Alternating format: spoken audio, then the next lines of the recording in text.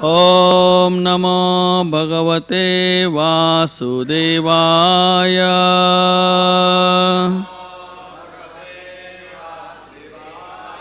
ओम नमो भगवते वासुदेवाय।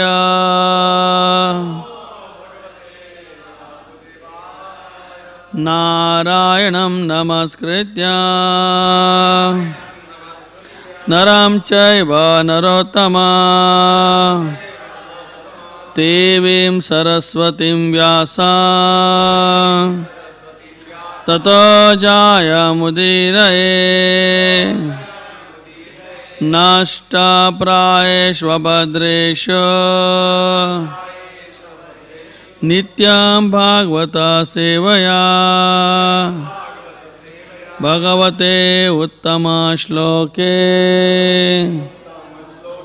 भक्तिर्भवति नैष्ठके।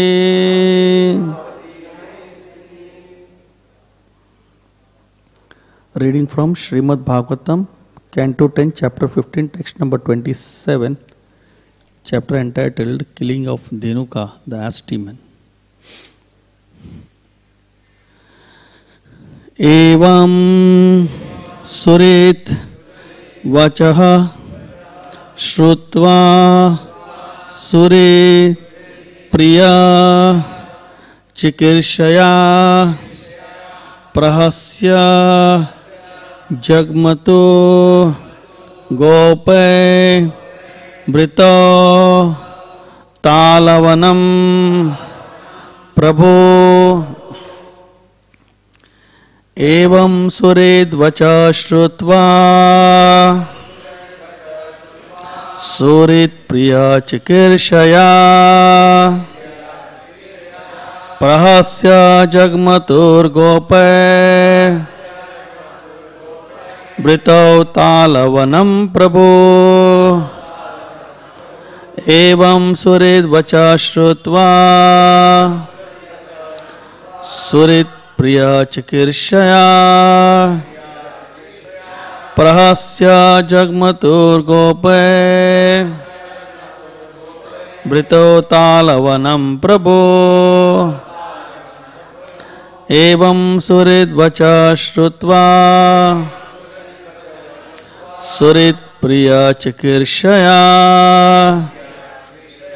प्रहस्य जग्मतुर्गोपै वृतौ तालवनं प्रभो।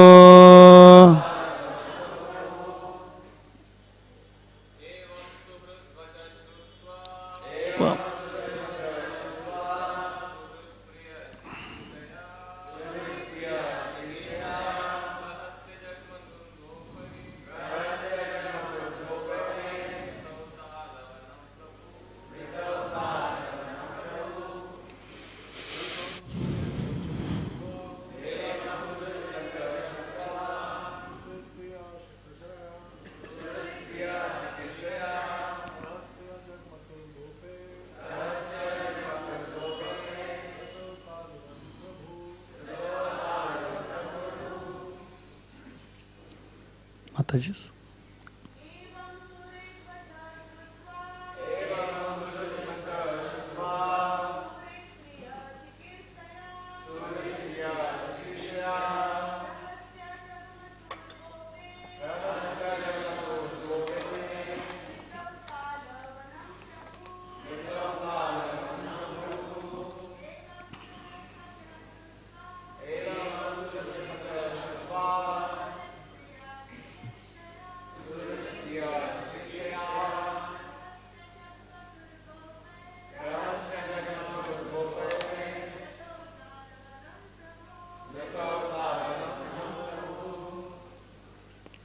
एवं thus surit of their friends, vachaha the words, shrutva hearing, surit to their friends, priya pleasure, chikirshaya desiring to give, prahasya laughing, Jagmatu, the two of them went.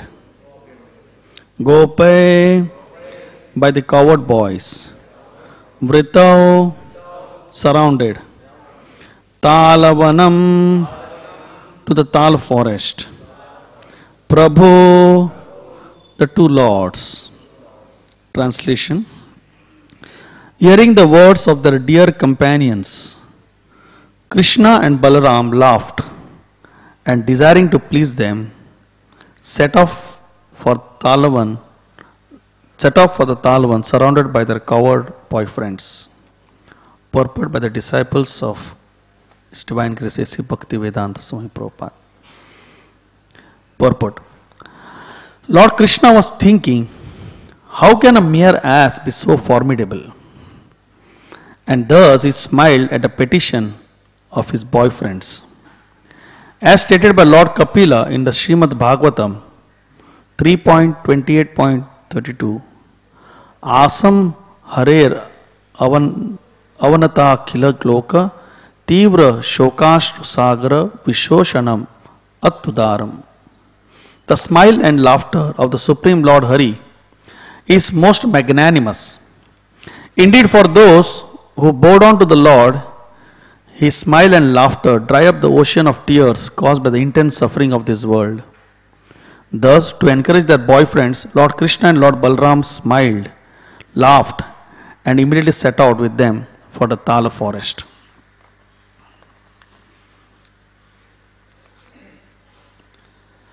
Om Ajnana Timirandasya Jnananjana Shalakaya Chakshurunmilitam Yena Tasmai Shri Gurave Namaha.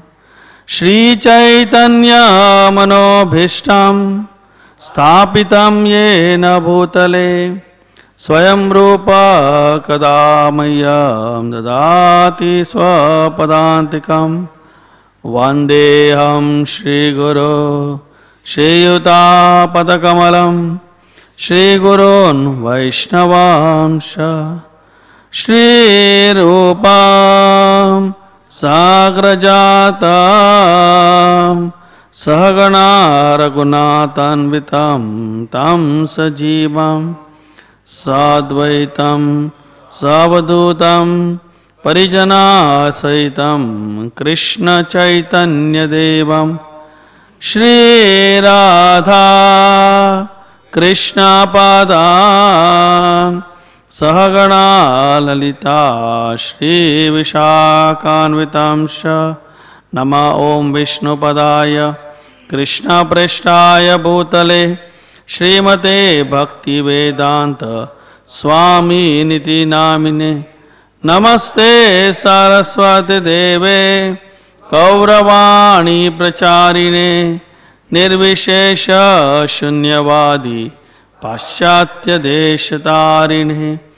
He Krishna Karuna Sindhu Dinabandhu Dagatpate Gopesha Gopika Kanta Radha Kanta Namostute Tapta Kanchana Gaurangi Radhe Vrindavaneshwari Vrishabhanu Sute Devi Pranamami Hari Priyai Vancha Kalpatarubhyascha Kripa Sindhubhya Evacha Patitanam Pavanebhyo Vaishnavebhyo Namo Namaha.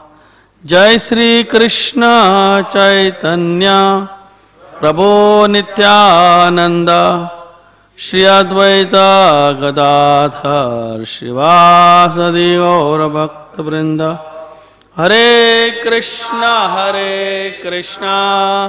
Krishna Krishna Hare Hare Hare Rama Rama Rama Hare Hare.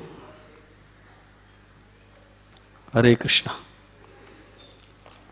I seek the blessings of all my dear God brothers, God sisters, and all the assembled devotees here for allowing me to speak something which is beneficial for me and all of you. We are on this particular episode where the killing of Dhenukasur is going to take place. In fact, all these pastimes of the Lord in the 10th canto are very pleasing to our mind and senses, also pleasing to our heart. It's like after a heavy meal, you need to take some sweets, rasgullas. So similarly, after going through the 9 cantos and going through all the philosophy, then to just absorb ourselves in these pastimes of the Lord is very enchanting to all of us. Everyone wants entertainment, and that's why people spend money to just go for various types of entertainments. Here, Krishna gives us all this entertainment for free for all of us. And every time we just remember and read and absorb ourselves in these pastimes, it becomes more and more pleasing and more nectarine. So here we find, how the cowherd boys, they just put forward their proposal in front of Krishna and Balram, that they want to eat these tala fruits because they are smelling the aroma which is coming from that forest. And they are mentioning to Krishna that this Dhenuka is protecting that forest, who is a close associate of Kamsa. And in verse number 23 is mentioning that how Dhenuka is a very powerful demon. They are mentioned to Krishna that Dhenuka is a very powerful demon. And similarly, their friends are also very powerful. This thing is put in front of Krishna. And then they are petitioning to Lord that please, we want to taste these fruits and get these fruits for us. So we are on this particular verse where Krishna and Balram is mentioned that by hearing their words of their companions, Krishna and Balram laughed and desiring to please them, they set off for the Talvan surrounded by their cowherd boyfriends.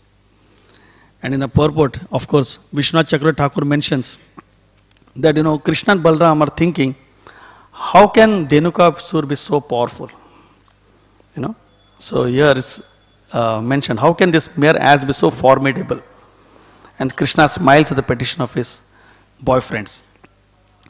In fact, these leelas, on one hand, they enchant our mind and senses. At the same time, when Krishna performs such leelas, it also helps us to understand the tattva, the philosophical aspects also. So when Krishna performs something, he teaches us also through his various pastimes. At the same time, through this, we understand also, we just try to see what we can really philosophically get out of it and maybe work upon our sadhana just to make ourselves strong. So various acharyas give at various times, various interpretations to such aspects. So here I was thinking that I can throw some light on Krishna's laughter. Why Krishna actually laughs. Some reflections on this particular aspect. Because here the main aspect or purport is based on Krishna's laughing. So just got some points from here and there and thought I can just share with you. And if you want to, you can add some more also on this. So here the situation is there that they are about to set out.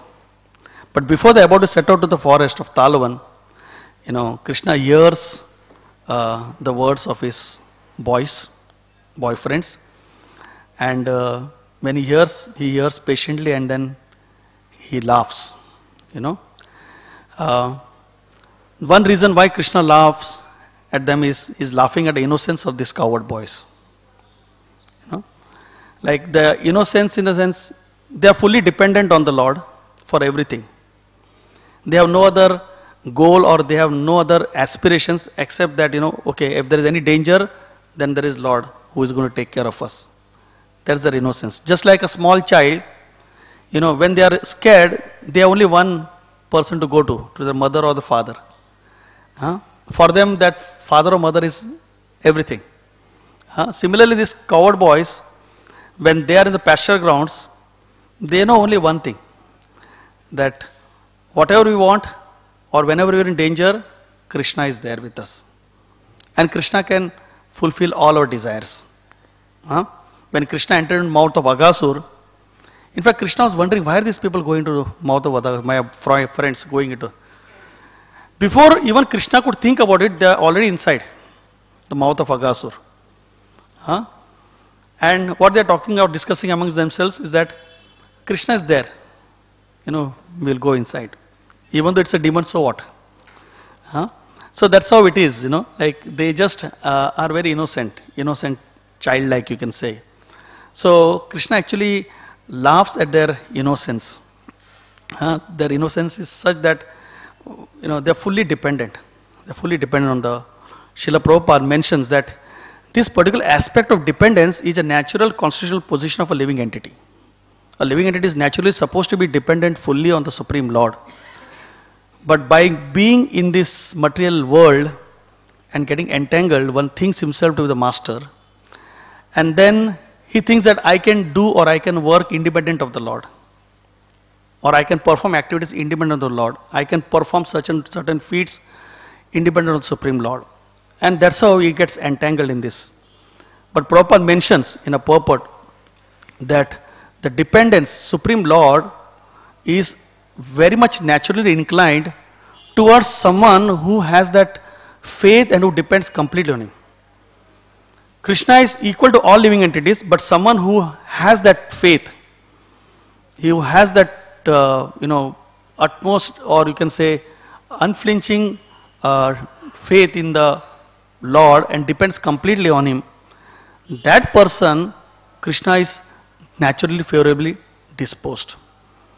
And he says, but none of us do that because of our entanglement in this material world. So Srila Prabhupada mentions that one should be having that sort of a innocence. And once you have that innocence, then you can really naturally serve and surrender unto the Supreme Lord. So this is one reason why Krishna actually laughs. In a sense, like sometimes children come to the parents and say, oh, we want this and we want that. So naturally the father, out of genuine love, smiles at the child and then abides by whatever the child's requests are, like that. The second reason why Krishna may be very laughs is that, as here is mentioning, that Krishna is thinking, how can a mere ass be so formidable? Because here the coward boys are actually mentioning that, he's a very powerful demon. And Krishna and Balram may be thinking that these coward boys, they already witnessed so many of the of their effort, or Krishna's effort of killing all the demons effortlessly. Like Aghasur was killed, then Trinavarta, others, so many demons, Bakasur, probably Bakasur come late, but then every day they would be killing the demons and effortlessly Krishna would just kill them. So when the boys mentions this to Krishna that he's a very powerful demon, so Krishna is thinking, how can this ass be so formidable? How can this ass be so powerful? And just thinking about it, Krishna actually laughs. Because Krishna knows that no demon can be anyway powerful at all. They're in front of Krishna like small insects. You can never find Krishna when he has to fight with the demons that he has to prepare himself to fight. Or he has to develop his muscles to fight. He just effortlessly picks up the demons and within seconds everything is finished. The whole show is over. It's not like when Lord Nrsimha comes to fight with Hiranyakashipu, he plays with him and it goes on for long. We never find here Krishna doing that. Krishna just takes no pains, no effort, just takes them and puts them out. So nothing is so difficult for Krishna. So that really puzzled Krishna why the boys are saying like this, he is a very powerful demon. In this material world, we find that out of our ego or our pride, we may invent something very, very great things, which may be considered very powerful. But as His Holiness Radhanath Maharaj in one lecture was mentioning that however well, our defense system may be, however advanced our technology may be, but when there is a tsunami, then they cannot do anything. They just have to inform that run away from there. They will not be able to protect. And this is just a mere power of Krishna's, unlimited, or you can say, unlimited power, you can say. So, a mere part or splendor of his power can cause so much of havoc, and no one can do anything about it. So what do we consider about Krishna's unlimited power? Krishna can do anything effortlessly. So Krishna actually that time just laughs at the boy's statement that Dhenuka is a very powerful demon. That's why Vishwanath Chakravarti Thakur makes this statement that Krishna laughs at this particular thing, that this is a very powerful demon.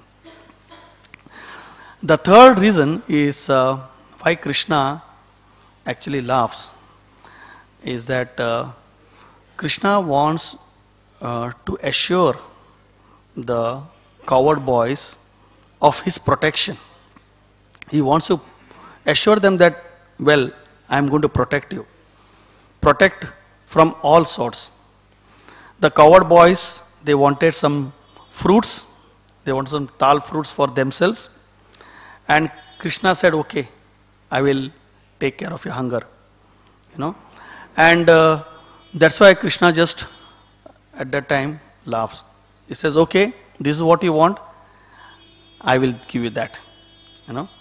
And this is one principle that is a symptom of surrender. Rakshishati iti vishvaso. And gopatritve varanam tata. He said that only Krishna can and Krishna will, and Krishna is the only maintainer. That one has to have that faith. Only Krishna can protect, Krishna will protect, and Krishna is the only maintainer. Like in the story of Mrigari the hunter, like when the hunter was approached by Shripad Narad Muni and said that, why are you killing these animals half? He says, that is my profession.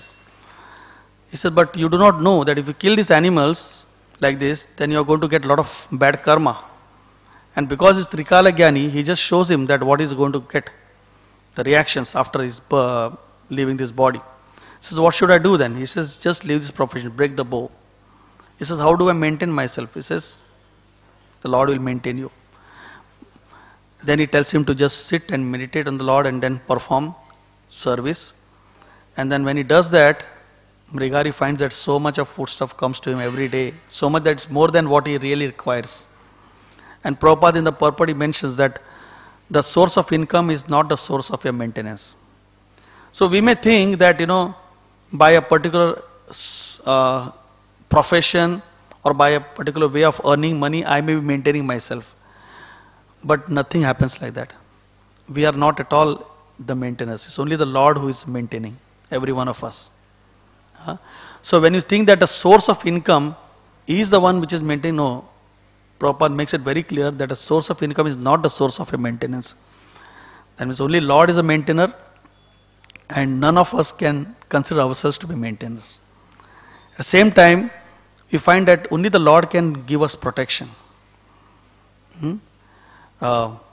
If Krishna wants to, who can kill? If Krishna wants to protect, who can kill? And Krishna wants to kill, who can protect? Hiranyakashipu had a complete, full-fledged, foolproof insurance policy. But then, he was completely killed. He was killed. Prahlad Maharaj had that faith, full faith that Krishna is the only person who can protect me. And he was not at any point of time he was anyway scared of all the punishments that his father was inflicting upon him. He was not exhibiting any sort of fear in his mind. That's because of that faith in the Lord of full protection. So Rakshishati iti vishvaso. And Gopatritve Varanam Tata. That means he is the only maintainer. Only maintainer. So basically, the coward boys, they knew that Krishna is there, Krishna is going to protect us, and now we are hungry. And Krishna laughs. He says, acknowledges that fact. He says, because you want, you have these tal fruits, you want these tal fruits, I am going to provide you with that. I am going to provide you with that protection from hunger for the boys. But then we understand that when we take shelter of the Lord, then the Lord will give us protection from all the aspects. So that particular faith that we should have. In fact, that's the thing. While all devotees really should understand that at any given point of time, it's the Lord who always protects. And it's only us who should develop that faith and the conviction that one only takes shelter of Him and always pray for His protection. The fourth reason why Krishna laughs is Krishna wants to fulfill the desire. He actually is trying to fulfill the desire of his boys. Here mentions that Krishna is desiring to please them. So Krishna's purpose is only to please his friends. He just wants to please them. And there's always a competition between the devotees and the Lord. The devotees want to please the Lord and Krishna wants to please the devotees. That's all. And Krishna wants to please the devotees in very wonderful ways. The way in which it will enchant the devotees' hearts and also pleases him also completely. So here Krishna laughs because he gets an opportunity to please the Lord, please the coward boys. He is always eager. Krishna is always eager to fulfill the desires of his devotees. So whenever Krishna gets an opportunity to fulfill the desires, he is very happy. He is eager to please. The coward boys are so dear to him, Krishna is always eager to please them. When the coward boys want Krishna to dance like a peacock, Krishna dances like a peacock, just to fulfill their desires. When the coward boys are hungry, Krishna is ready to give them the food. When the coward boys want to play with Krishna, Krishna is ready to play with them. When the coward boys want Krishna to be defeated, Krishna easily becomes defeated.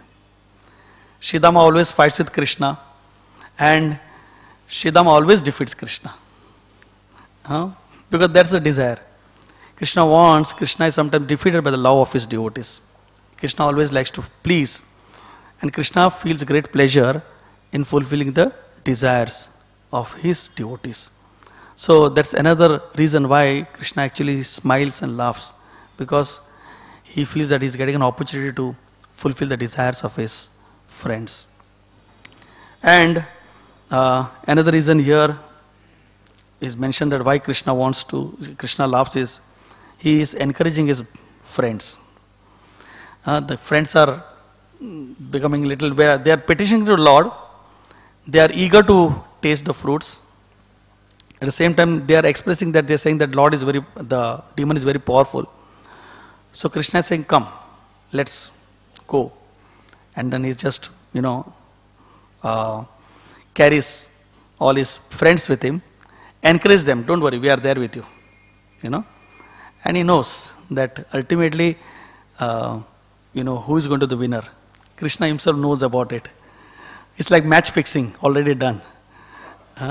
You'll never find that when Krishna has to encounter a demon, he becomes a little serious. Never happens like that. Krishna, through his laughter, Krishna through his smile, he makes it clear to everyone that ultimately who is going to be the final winner. Like sometimes we have a, Hindi movie sometime, masala movie. They're not serious movies. You find that, entertainment. The hero always is there. Whether a 10 rogues in front of him who are fighting, he will be the winner. Everyone knows about it. People just go for that entertainment also. Nothing will happen to him. Not a single dress from here or there will get spoilt also. The others will be killed, but he will be like that as he is.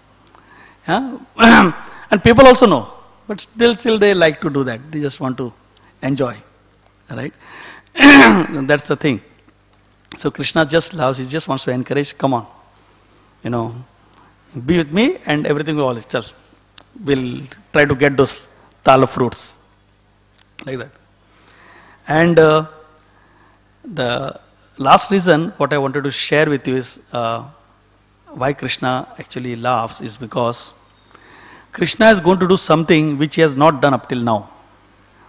In the sense, like he is going to introduce Balram now into the picture. Just like in the film world, sometimes the director promotes his son or his daughter into the film. So similarly, up till now, Krishna only was killing all the demons. And now is the time when Krishna is going to introduce Balram into the picture. He is not going to kill Dhenukasur today. When he is going to encounter, he is going to give that. It's like a launch pad for Balram.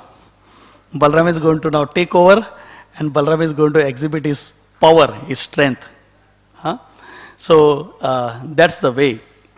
In fact, when Krishna is thinking about Dhenukasur, it's mentioned that how Krishna remembers everything. Who is Dhenukasur? And we just see someone from one particular point of view. But then when Krishna sees from different aspects. And there are various ways by which you understand that why Krishna actually made Balram kill Dhenukasur also. Because in the Garga Samhita, there is a story that how Dhenukasur in his previous life was the son of Bali Maharaj, the grandson of Bali Maharaj, right? Son of Virochan? Yeah, son of Bali Maharaj. So Sahasika, his name was Sahasika. And he was a demon basically, but and he was enjoying with about 10,000 women in the Gandhamadana mountain. And he was enjoying so much that it disturbed Durvas Muni's meditation over there. And it disturbed Durvas Muni's meditation. Durvas Muni became very angry. And Durvas Muni cursed Sahasika that you will become a donkey. Because you are behaving like an animal, so you become a ass. And when you beg for forgiveness, he said, you become a donkey, but then you will be taking birth, and the time of Dwapar Yuga, you will be killed by Balram. That's what Durvas Muni mentions to curses Sahasika. He says, you will become a demon, and then you will be in the circle of Talvan, and you will be killed by Balram. And just to honor the words of Durvas Muni, Krishna actually makes Balram kill. That's one thing. Second reason is that Krishna actually assured Prahlad Maharaj that he will not be killing any of his descendants. And because Sahasika comes in the dynasty of Prahlad, so Krishna doesn't want to kill Dhenukasur. So he gives Balram that job to kill. And also in the Brahma Vaivarta Puran, there is another story of this same thing, Dhenukasur's previous life. That same Sahasika, it seems, he went to have a battle with the demigods. And after having a fight with the demigods, he defeated the demigods, and he was with his army marching towards Gandhamadana mountain. And as he was marching to Gandhamadana mountain, he comes across this Apsara Tilotama. And Tilotama, is dressed in a very beautiful garment. And it said that his bodily hue was resembling that of champak flower. And she was decked with all the wonderful ornaments. And she was walking a gait which would attract the minds of any person. In fact, she was on a way to have, relation with some demigod, supposed to be Chandradev.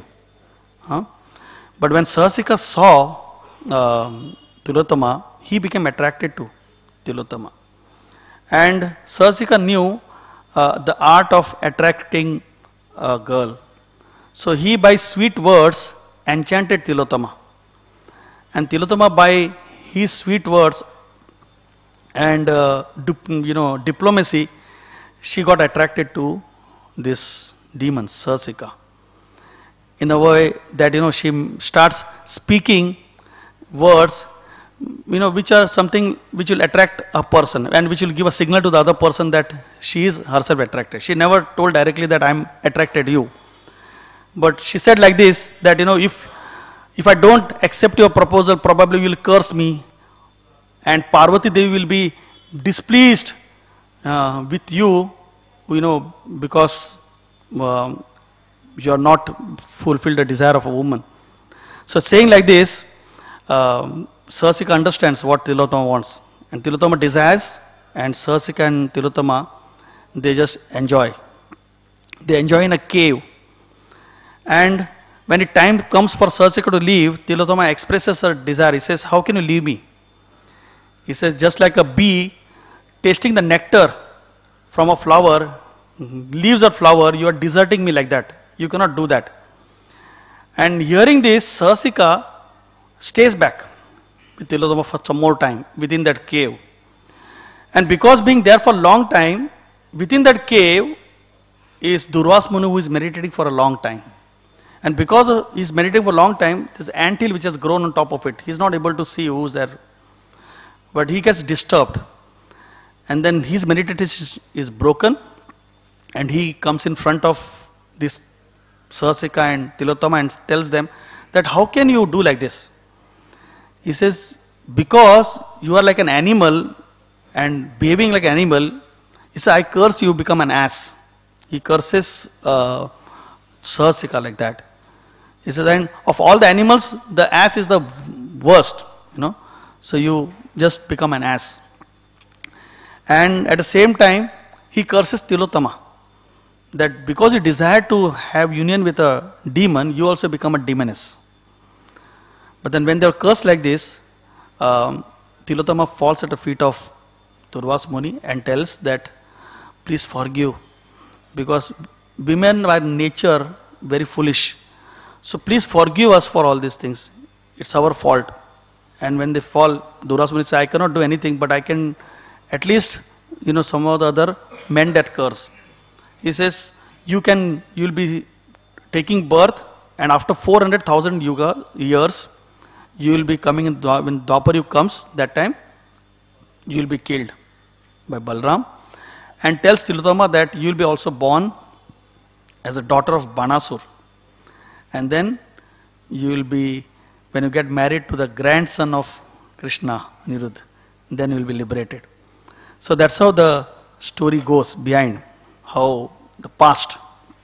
So anyhow, the thing is that Balramji, Krishna loves, because he knows that he is now going to introduce Balram to kill Dhenukasur. And Acharyas give wonderful explanation what Dhenukasur represents actually. And who is Balramji? Balramji is Guru Tattva. And Dhenukasur represents ignorance of the knowledge because of gross materialistic acquisitions. So once in his lecture, His Holiness Radhanath Swami Maharaj gives a very nice story of how Arjun presents himself in front of Krishna about why he should not fight. Uses different, ideas, his misconceptions about why he should not fight in the battle of Kurukshetra. And then Krishna has to actually destroy his ignorance. So on that particular line, His Holiness Radhanath Swami Maharaj was mentioning that all of us in this material world have this ass-like mentality. That means the donkey, by nature, he is used to carrying heavy loads on his head. And he thinks that by carrying heavy loads, he'll get a little bit of grass. That's the nature of a donkey. Because he carries so much of load for a little bit of grass, when the grass is available everywhere, Prabhupada mentions. That's why when somebody works, he says, Gade sa kaam karte ho, you work like a donkey. Because you work and work, little do realize that you don't need to work so much, because you want little bit, whatever you need, the meager amount, what you need for your survival, but you work so much. So the donkey's mentality is like that. So His Holiness Radhanath Maharaj was mentioning in that class that how we try to acquire so much, more and more and more, and we acquire is one thing, and we want to show also what we have acquired to others, and we don't want to share that things with others. Like Dhenukasur, he was a close associate of Kamsa. Because of a ass mentality, he is ass also. He was keeping all those fruits for himself and giving only to Kamsa, and nobody can enter. It said even the birds, animals, nobody can enter that forest of Talavan. You don't want anyone to share. So he says the mentalities of the materialistic people is like this, that they acquire so much.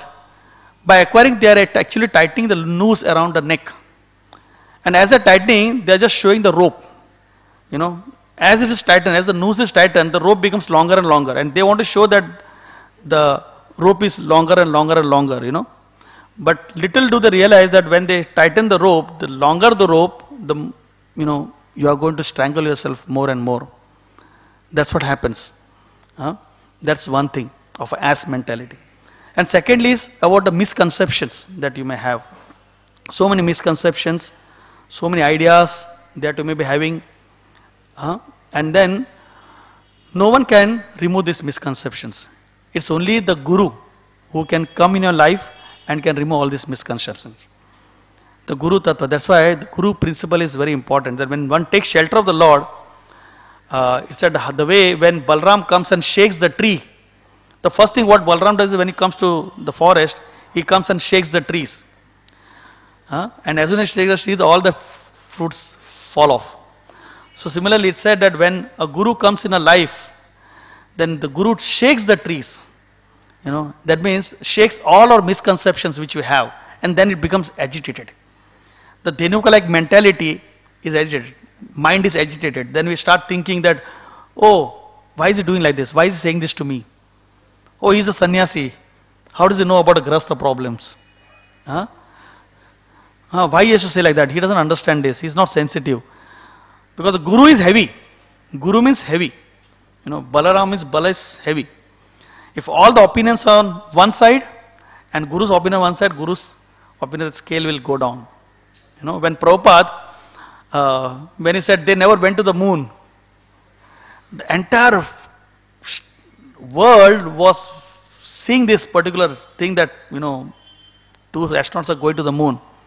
And Prabhupada is sitting in his room and saying that they never went to the moon. It's just casual. He just casually mentioned that they never went to the moon. And this was something which the people could not take it. The devotee could not take it. Prabhupada, but then actually we can say, he says, they never go to the moon. They just gone to desert. They never went to the moon. But then now we know that, they never went to the moon. But then when Guru's opinion is there, that time it just cuts through all our misconceptions and brings us to a level of understanding who we are and what is the goal of life. And that only a Guru can do it. No one else can do it. So when you allow Guru to enter in our life, then he shakes our misconceptions. He clears all our misconceptions. He actually breaks through, cuts through our misconceptions. And then we realize, yes, this is what I'm supposed to be doing.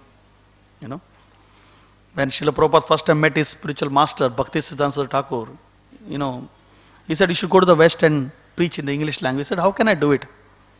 We are still under the subjugation of British. He says, Krishna consciousness cannot wait for anything, just go.